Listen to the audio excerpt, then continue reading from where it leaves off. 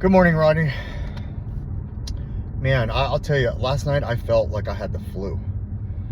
I was tired, I was beat.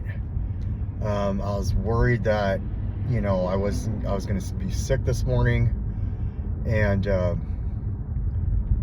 was my body. My body was like, bro, you need to stop. You're doing not even too much, you're doing faux much. And so I stopped everything, and I ate a little shitty, a couple bowls of cereal, and I didn't go to the gym, and I slept. And I slept from basically after I got the kids in the bath till 6 a.m. So I had a lot of sleep. I needed the rest. I'm just older now. I don't think even when I was younger I was pushing that hard. And it also gave me the ability to really reflect. Now, everything that happened yesterday was great. Everything that I talked to I reached out to my sponsor, and I'm thinking what I'm going to do. And this is just a thought. Like, I'm not sponsoring myself, but, going into that meeting where I was kind of ran out and just owning my shit, saying, I made a mistake, and here's what I did, and I shouldn't have done it. And then that's my share. But my sponsor may tell me, no, I don't think it's a good idea for you to go in there. And so I'm going to take the advice of my sponsor, because I feel like doing that gives me the ability to own my shit and take responsibility in the one place that I needed to. I wasn't prepared to do that all the way till right now. And then just kind of not go back to that meeting anymore, but at least do that part. But I don't know, he may just tell me no. I said, hey, I'd like you to go with me if I do that, because then I'll have at least somebody in that meeting that that I trust, not to protect me or anything, but just in that meeting that I trust, that I would feel comfortable enough doing. Having said that, it's just something I think I should do, but I don't know if I'm, it's up to my sponsor at this point. It's, crossing off that fear factor, because there's a fear factor for sure of doing something like that. And I think it's a good way to overcome it, and give myself some accountability. Aside from that, I feel amazing. I am so glad that I got rest. And I'm also really glad that the perspective that I have is tone your meetings down and tone the gym time down in the evenings and focus on the house. My room is almost complete. She got all the stuff out. There's there's some trash that I need to pick up and put in trash bags and then put to the dump, but that's I can get that filled up in an hour, and then my room is completely ready for its revamp and to get the bed in there so Shayna can sleep in there. So I'm really excited about that. That's huge. That's a win. And also getting I need to get a dresser that she can use so she can put her clothes in the dresser, and then she can use some of the walk-in closet that I have. So yeah, I think that with the lack of sleep and obviously all of the exhaustion and the grind and all of that, only having one day off and just mentally and physically just pushing really hard. I think that I was in a position last night or yesterday where I was unstable. And what I mean by unstable is that the insecurity was up, and the shame and the guilt was there for other things, and realistically I was weak, hungry, lonely, angry, tired. Hungry, angry, lonely, tired, halt. So I needed to halt and get some sleep. I also ate and just kind of put that whole intermittent thing to the side. You know, my health is important, and that is a good idea, and I'll still continue to do it. Like today, I won't eat till 12, and I will do my best to not eat past 5, but I needed this break. I needed that rest. And so, you know, instead of being like, oh man, I failed, and I can look at it as like, yeah, man, listen to your body. You're doing great. Keep going.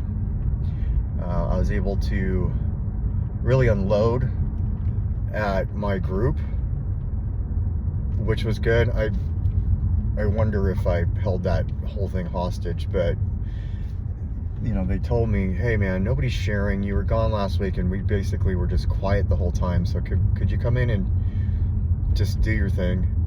And so I took that as, you know, they asked me to do that. And so I took that as, okay, then I'll do that. And she seemed pretty happy. She, the counselor. And so, yeah, I needed the rest, man. God, I was so worried I was gonna be sick today. I thought I had the flu. I worked myself so hard to the point where I thought I had the flu. My eyes were red, my clarity wasn't there, and my skin felt hot. So there are those days that you gotta like step back and just get a little R&R. And I'm so afraid of fucking R&R, because that's just like that comfort zone. I feel like I need to stay in uncomfortability for a while. I don't know if it's a punishment thing or if I just feel like the grind is where I like to live. Either way, I feel wonderful today. I feel like I feel amazing. In terms of feeling mentally, I don't know. I don't know where I'm at with that.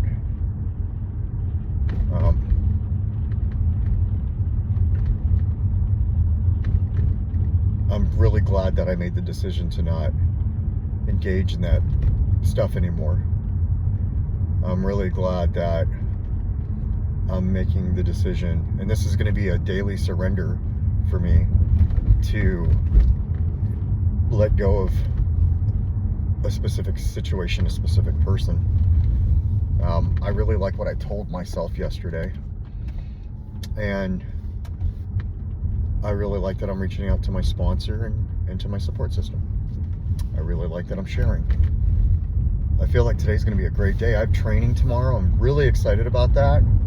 I get to drive a 4Runner, off-road it, do the whole 9 with it, and really learn the things that I haven't learned quite yet on it, because I know it really well now. I feel like even if we didn't have that class, I could sell them. And I could, if we even had the inventory, but I could sell them. So it'll be nice to learn a couple extra things on it. It's one of my favorite vehicles that we carry, and it's not one that I want to own, so it can't be, you know, my favorite, but it is really fun to sell them. And now with the new design and everything, and then doing this ride and drive, it's going to give me what I really want, which is the little odds and ends that I need to know about it. Plus I get to go there by myself. I'm taking a company car tomorrow, so I'm going to take something cool and get to that class. Hopefully I don't take something too cool, but yeah, like if we have a 392 Challenger, I'm taking that to the class tomorrow.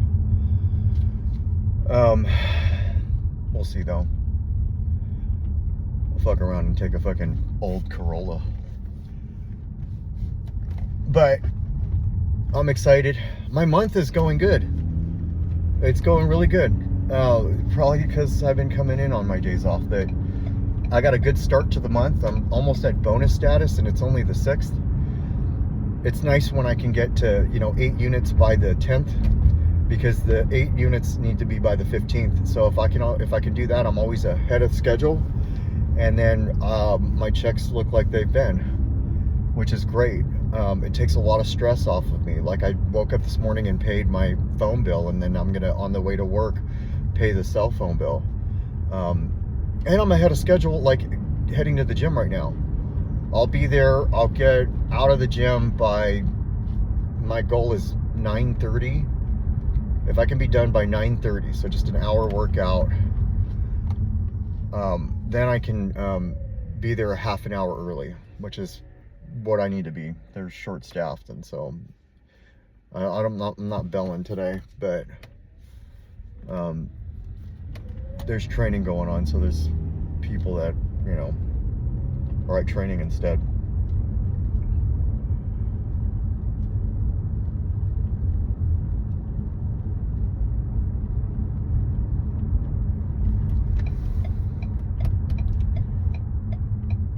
It feels good to not be so emotional right now. The rest, I totally needed that rest.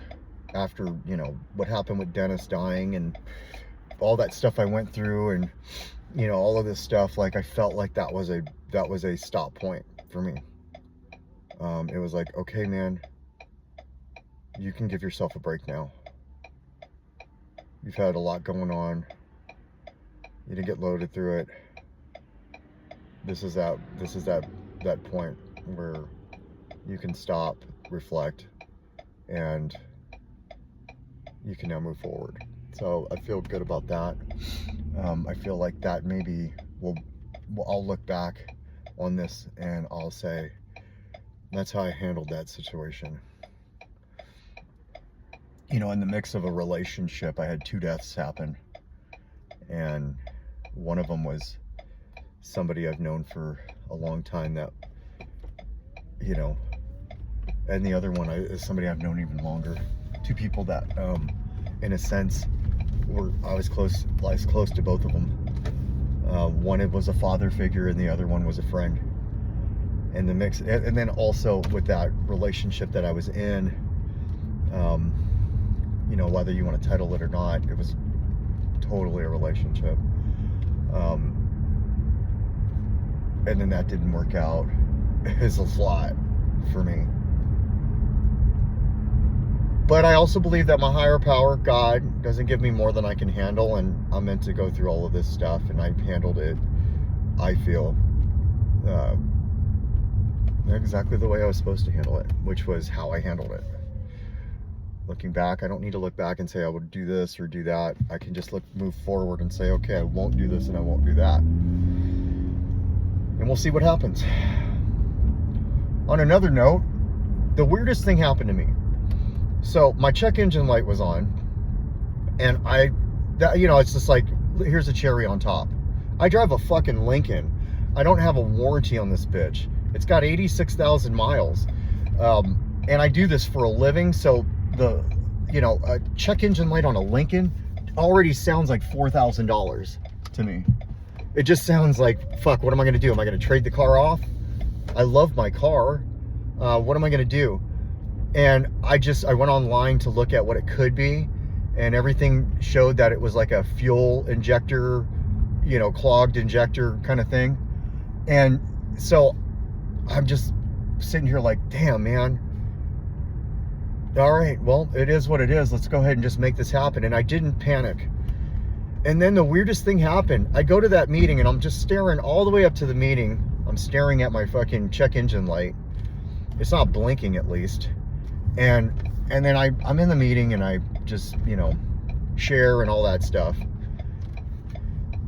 And I get out of the meeting. The car's like super hot because it's like summertime, and the check engine light is off.